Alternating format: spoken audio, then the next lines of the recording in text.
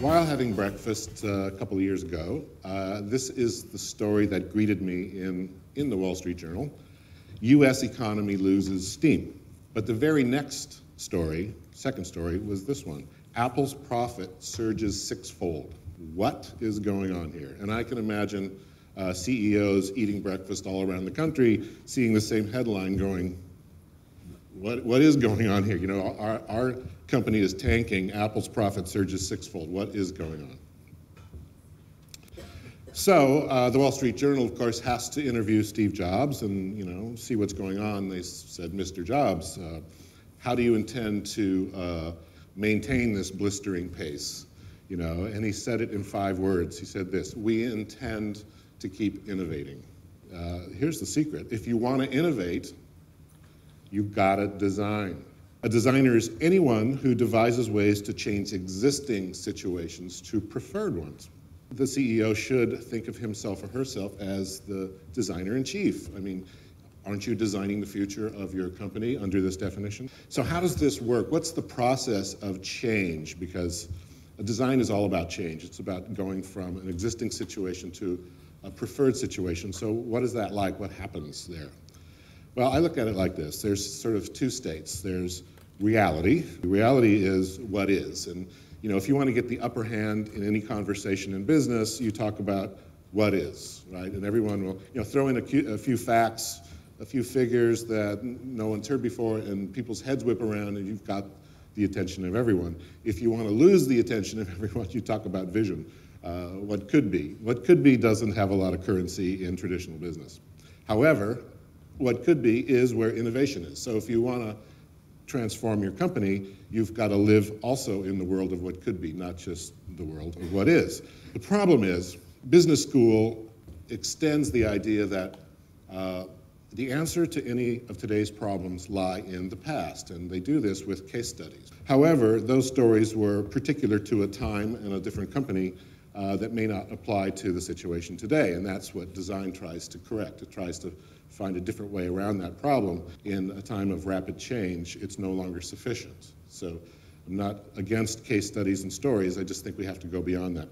We have to move from a culture of deciding the way forward to one where we design the way forward. The problem with managers today is that they do the first damn thing that pops into their heads. There's a whole level of reflectiveness, i.e. thinking, that's absent in traditional management that we can find in design. Traditional thinking goes something like this. You make a decision by, you know something, and then you do something. You move directly from knowing to doing.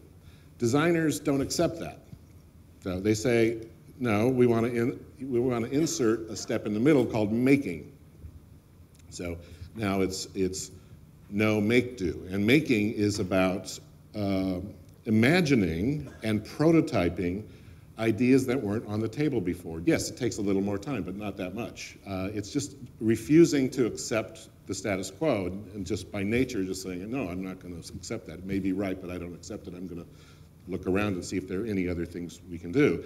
And then testing that to see if it works. So basically the making step pushes back on both knowing and doing, because it changes what you know, because now you know some new things you didn't know before, and it also changes what you do because of that. So if you can get a whole company doing that, by encouraging that kind of thinking, that you're on the road to transformation.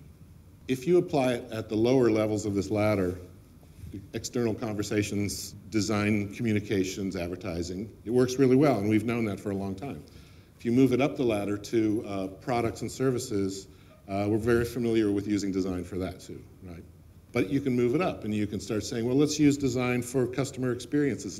Let's design a customer's experience. What's it like to be one of our customers? Let's figure that out and make sure that happens. You can design the whole brand ecosystem. All those people that contribute to your brand, you can figure out, you can design the gives and the gets so everybody's happy and create a very happy, functioning ecosystem. Moving up from there, you can apply it to operational processes, internal communications. You can address your internal brand. Branding really starts on the inside. So you need to make sure that everyone in the company is already living the brand. That can be designed. Strategic decisions can be designed, so forth. Business models is really a great emerging area for design. Is use design to design the whole way you're making money and the way you're going to survive in the future. And then thought leadership itself can be designed. It doesn't have to be the extended shadow of one man. It can be designed by a group of people. The more you move up the ladder with design, the more powerful it is. So if you really want to transform your company, these are the places you need to apply design thinking. Business is speeding up. Today, there are more financial transactions in one day than all of 1965. Today, customers are telling companies, free, perfect, and now, or else, right? That's the choice, or else. Fact number two is that the market is cluttered.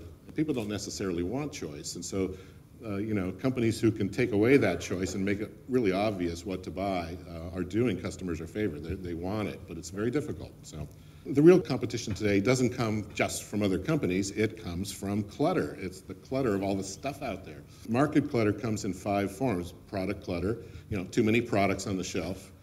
Feature clutter, too many features per product. Advertising clutter, and then too many messages per ad. And then media clutter, there's so many channels that we don't even know where to look anymore. There are millions of channels more than there were because every blogger is now a channel. So a lot of voices out there, so it's a lot of noise. A wealth of information creates a poverty of attention. So what do we do when we have too much information? Well, it's the brain has a recourse, which is we categorize things, right? We just say, well, we can't remember all this stuff, so we'll just remember the important stuff. And so we create these little boxes in our mind. So that's the way we deal with all the clutter. The barriers to competition have moved from bricks and mortar, really solid things, to something less solid, capital, to patents, which are basically ideas, and finally to brands, which are just feelings. Really, that's what they are. So, and it's also moved from something that's completely within a company's control to a place where it's no longer in the company's control because you can't make people think what you want them to think. You can encourage them, but you can't make them do that. A brand is not a logo, a brand is not a corporate identity, and a brand is not a product. It's a person's gut feeling about a product, service, or organization, mainly a customer's gut feeling. It's not what you say it is, it's what they say it is that counts. Brands are built on being different. If you try to build it on something that's not different, you won't get very far. It's easy, but you won't get very far. And it's not enough to be different, you have to be really different. You have to exaggerate that difference because of all the clutter out there, or else no one will notice that you're different. You have to really overdo it. Everyone knows you have to differentiate. It's the radical. And to most traditional business people, radical equals loser. But it doesn't equal loser. Actually, radical equals power. You don't need an analytical tool to do this. It doesn't work. What you need is an intuitive tool, a tool that taps into your intuition, a new kind of tool. So I'll tell you one right now. So what I want to leave you with today is this very simple way of judging ideas that your company comes up with to decide whether they have what it takes to be great brands. So there's 2 axes, good and different. Up in the left corner you have ideas that are good but not different. In the right, where you want to be, is good and different. You need both of these to have a huge success. In the lower left you have not good and not different, and in the lower right you have different but not good. To make this work, you need to prototype ideas so that you can test them with people before you go to market, because if you wait till you go to market, then it's too late. And what will happen is you will actually probably be very safe in your choices if you're going straight to market because you don't want to lose, so you won't take any risks. You need to take risks, but then at the same time you need to de-risk them to a certain extent. So this is the way to do it. So you prototype something, you show it to people, and you make lists of things they say. So good qualities might be something like this. We're very familiar with the good category, but what's this other category? What does that look like? Well, it's people saying, I think your idea is weird, or it's really offbeat, or surprising, or that's really ugly, those kind of things. And normally, if a company heard a lot of these comments, they would just cancel the project, which is the wrong thing to do at this stage. It'll do poorly in sort of traditional testing. People won't say all nice things about it. It goes to market with difficulty often. A lot of times it takes a little time to get people used to it. But then customers start to equate different with good. They go, oh, I see why it's different. It has to be different. I see why the Prius looks like that. It has to be aerodynamic to get really good mileage. Oh, okay, all right. It generates lasting profits, earns a large market share, and has a strong brand potential, which is it has the potential to create a barrier to competition. This category, however, across from it, good but not different, is very popular with a lot of companies. That's kind of where everybody wants to be because they haven't really thought through this process. And in this one, it does very well in tests because there's nothing different to dislike. It goes to market really easily. It generates incremental profits, not great profits, until it's challenged by competitors who also see the merit in what's happening and maybe have been working along the same lines. It earns a small market share and has some brand potential. It creates a little bit of a barrier to competition, but it doesn't last. Down in this category, not good and not different. You would think that nobody would want to be in this category. This doesn't sound good at all. However, it does pretty well in tests because there's nothing different to dislike. It goes to market easily. It generates incremental profits but fails in the marketplace, earns a small market share, and has little brand potential. But a lot of stuff is coming out that's in this category, so that's where a lot of the clutter is coming from, number 2 and number 3. Okay, now the other category, different but not good, it's a real loser. You do not want to be in this category. Don't put anything out that fits this pattern. It does poorly in tests, so you should be warned right away. It goes to market with difficulty. Nobody wants it. It doesn't eventually fail. It fails immediately. As people equate different with bad, which is not a hard connection for people to make. And it earns no market share. It has no brand potential. It's horrible. You have to create a culture where you innovate at will.